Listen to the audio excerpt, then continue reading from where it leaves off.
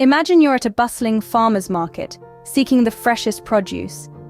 Amidst an array of fruits and vegetables, finding what you need can be overwhelming. Just like sorting data from a SQL table.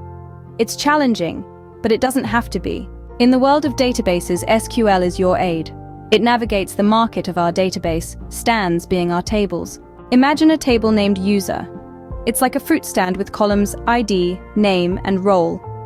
Think of criteria as apples by type and size. Output.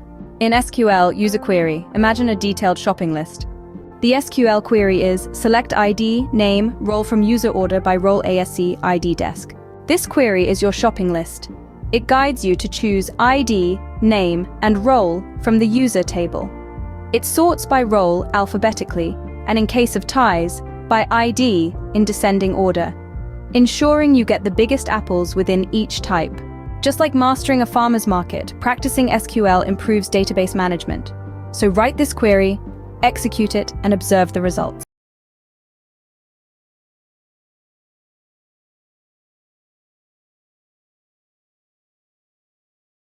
This SQL query fetches the ID, name, and role columns from the user table.